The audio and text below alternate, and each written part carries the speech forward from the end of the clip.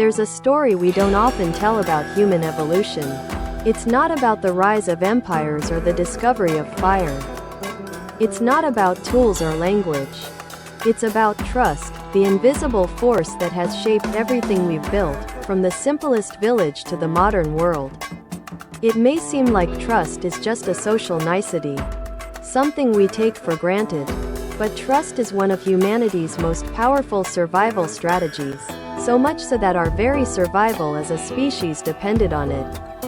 Let's rewind the clock to the dawn of Homo sapiens, around 200,000 years ago. Imagine our early ancestors living in small, scattered groups. Life was brutal. They faced predators, harsh climates, and competition for resources. For early humans, the key to survival wasn't just individual strength or intelligence. It was the ability to cooperate, to work together in groups and share resources. But cooperation doesn't come naturally. Imagine you're living in a world where resources are scarce, and every stranger you meet might be a threat. Why would you help someone else? Especially when there's nothing in it for you. This is where the magic of trust comes in. Somewhere along the way, early humans figured out that cooperation could benefit everyone. They started to build connections based on mutual support, with unspoken agreements to help each other out. At first, it was small, sharing food, defending against predators, and providing care for the sick.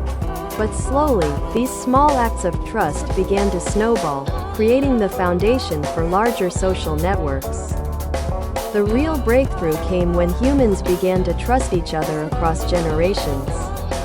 Imagine a young child being raised in a group that cared for them, not just because their parents told them to, but because others genuinely had a stake in that child's survival. As humans began to live in larger and more complex societies, this extended trust, what we now call social capital, became crucial. And trust wasn't just based on immediate gain. It was built on the understanding that helping others would create long-term stability for the entire group. Now, let's take a step back. Trust isn't just a nice idea, it's a biological imperative. Studies have shown that when we trust others, our brains release oxytocin, the bonding hormone.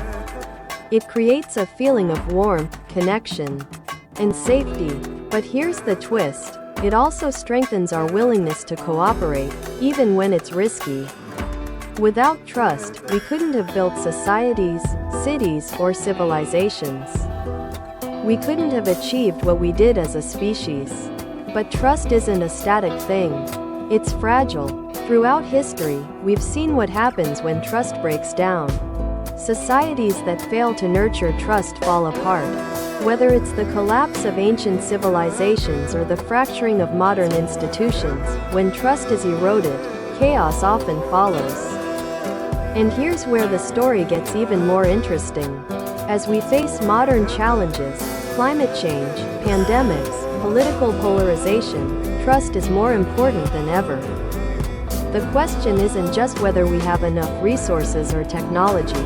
It's whether we can trust each other to use those resources wisely, to work together in the face of crises.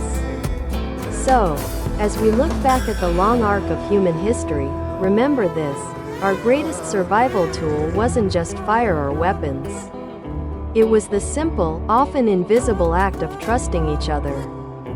It's a skill we've honed for thousands of years, and it's one that will determine our future as much as it did our past.